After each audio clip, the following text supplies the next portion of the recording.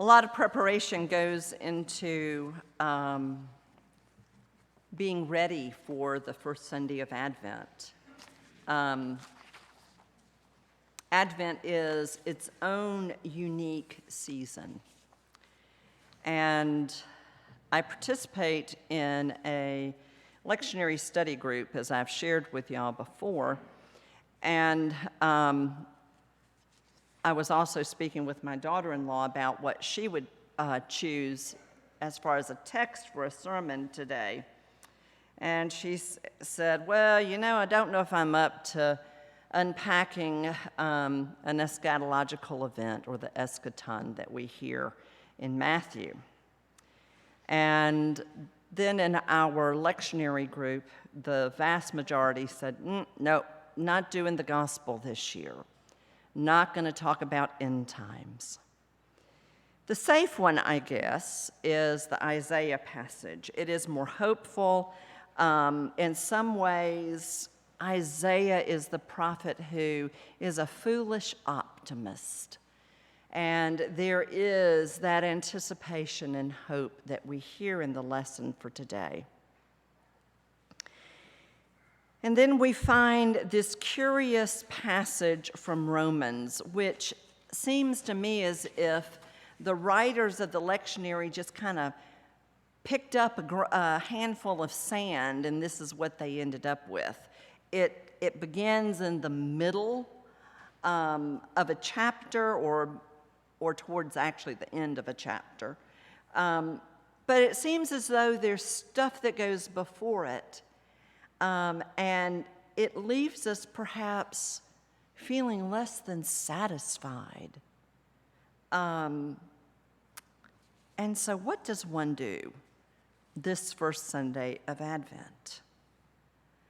I am struck every year as we approach Advent,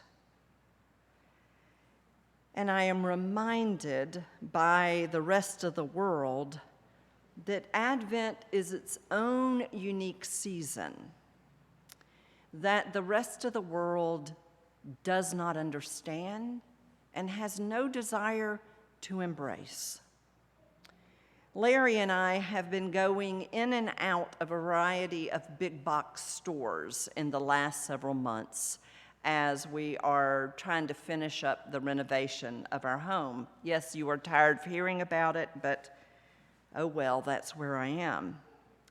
And I remember in mid to late October walking into Lowe's, and I believe, and I can be corrected on this later, my comment was, oh, hell no. That was a deeply theological comment because the Halloween decorations and why a home repair store has Halloween decorations, that's a whole nother sermon. But those decorations were eclipsed by the massive Christmas decoration display. I'm sort of over fighting that and being incredulous, but I guess that day I was a little bit incredulous, but I was probably incredulous about a lot of things. But I was reminded in mid to late October, not this first Sunday of Advent, that the time that I keep as a Christian and the things that mark the time in your life are not the same as that of the world. I was reminded of this, and this is not in any notes that I have. I was listening just with awe as Larry Molnar was rehearsing this morning, and to get it right, he went and he got a metronome. That is like patting your head and rubbing your stomach. That just amazes me, how you can set this rhythm and do, it would drive me crazy. I would want to do it at my own pace. And that's the reason I need Advent. It is God who sets the pace and the rhythm of my life. Left to my own devices, it's not pretty. As I was preparing for this sermon, the old 1970s song by Chicago came to mind. Does anybody really know what time it is? Does anybody really care? And I had to go and look up the rest of the words to that song, and I came across some commentary that said it was written in the 70s, not long after the murder of Robert Kennedy and Dr. Martin Luther King. If you remember those days, if you were around, it was a time of great unrest. Civil unrest around race, civil unrest and protest against the Vietnam War, which just dragged on. And another song came to mind. I love R&B. That's one of the things I love about our community food distributions, is that Cody Hamilton sets the playlist. And he has come to understand that some of us are older, and we love our Motown and our R&B from the 60s and 70s. So I'll test him today. Harold Melvin and the Blue Notes. Wake up, everybody. No more sleeping in bed. No more backward thinking. Time for thinking ahead. It's curious to me that songs written nearly 50 years ago spoke to their own time and continue to speak to our time.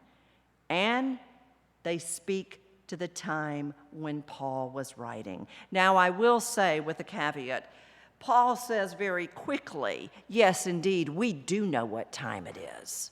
And yes, indeed, we do care. So in some ways, I think the Blue Notes get it better than Chicago. In case you're not familiar about the season, the community to which Paul wrote in Rome, it was, for those of you, shameless plug for Bible study, we're still slogging our way through Acts. We're close to the end. Paul is writing to the church in Rome while he is in Corinth. He is writing to a young community of Christians in the heart of the empire. There is profound disparity between the haves and the have-nots. Nero, the emperor, he is known for his lavish appetites and his cruelty to the have-nots so that he might have all that his appetites desire.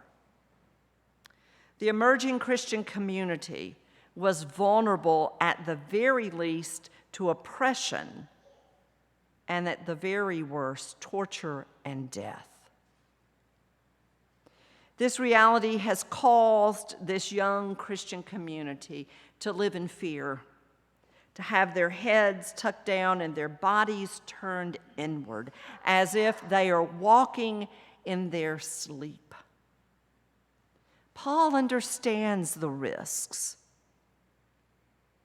and yet, rather than telling them to tuck tail and run, throughout this letter, he instructs them on how to live. He says to them, remember. Paul is a pragmatist, if nothing else. When you read about Paul's journeys through the various towns, villages, and cities where he begins to build the church, Paul is not going to get himself killed. He will run out of a town before he gets himself killed because he wants to live to preach another day. And that is basically the instruction that he gives to the church in Rome. Pay your taxes, be good citizens, don't get in trouble. I know it's hostile out there.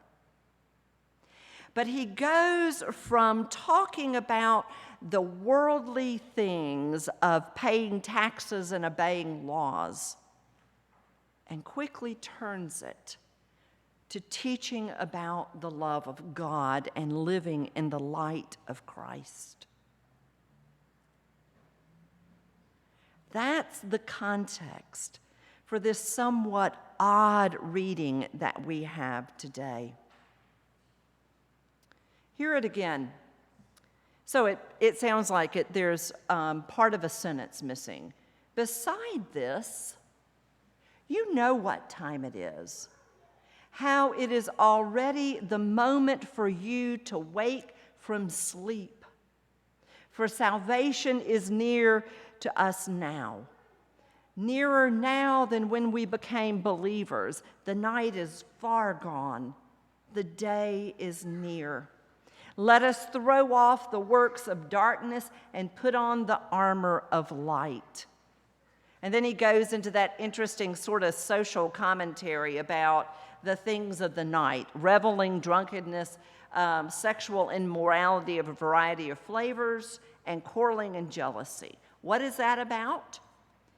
That has to do with what happens to every one of us when we live in fear. Think about it. Think about those times when you have been frightened, where you have felt isolated. Those are those times when we are most likely to engage in harmful behavior. In marriages and relationships, when things get hard, that's oftentimes when couples will act out against each other. If there is a man at the top or a woman at the top who is oppressing you, say a mean boss, an unfair boss at work, you've heard the old psychological analysis. Your boss is mean to you, so you come home and eventually you kick the dog, right? That's the quarreling and jealousy.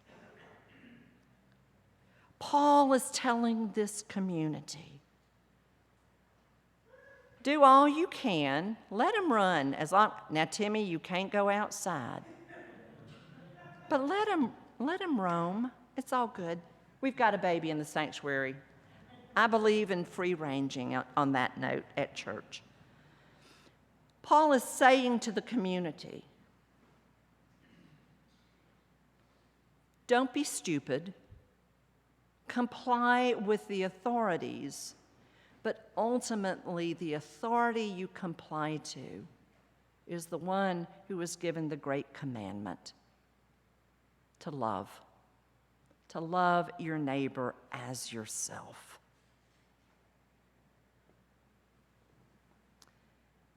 You know what time it is.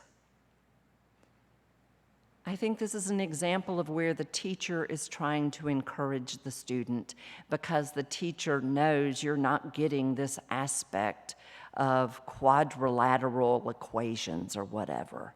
Of course you understand this. And then the teacher goes on to explain. Of course you know what time it is. It is God's time. You will see the fulfillment of Christ, where heaven and earth come together. It's close, my friends. And you know, you as 21st century Christians have every right to go, now Paul wrote this around 50-something, right? And we're still here lighting an Advent wreath. It hasn't happened yet. Back to the lectionary group. A former pastor of this church, Laurie Hayes Kaufman, gosh, she is a spiritual savant, and she drives me crazy because she always asks the question that I haven't thought of. Oh, on this first Sunday of Advent, are y'all going to preach Jesus coming the first time or the second coming, or Jesus coming into our lives today? I thought, dadgummit, she's done it again. She's done it again. We're sitting here in the year 2022. I have no idea when or if there will be a second coming. I believe there will be because Scripture tells me so. And yet, I think for today, in my life, I am inviting the fulfillment of Christ's love in my heart.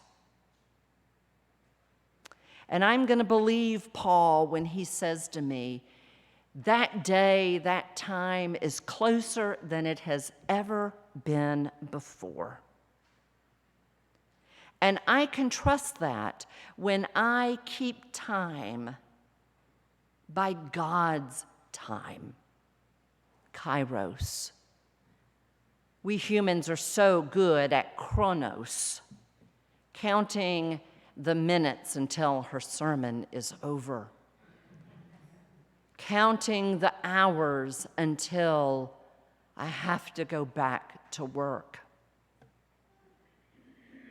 counting the seconds of joy that I thought I would never know. Well, now that one gets a little dicey because that edges on Chronos and Kairos. Chronos is counting the quantity, the number of days. Kairos is counting the quality of time. When Paul preaches or writes to the community in Rome about putting away the things of darkness, that is life lived more in the time of Chronos. In Kairos, in that time of God, our ability to trust, our ability to seek, our ability to work, all of that capacity is increased. And that is how we are to live at all seasons in the Christian year. But that is the reminder we get in Advent. We mark time. We do things. Things change. We light lights. We live by God's time and standard. So the good news this day at a place called Elizabeth Street, whether you sit in a sanctuary or in your den, living room, or bedroom, is that we will keep time together in this season of Advent.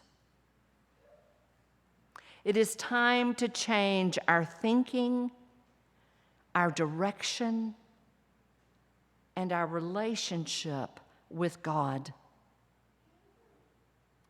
And so this day, you're invited to shake off the sleep, whatever has you walking through life more like a zombie than a child of God.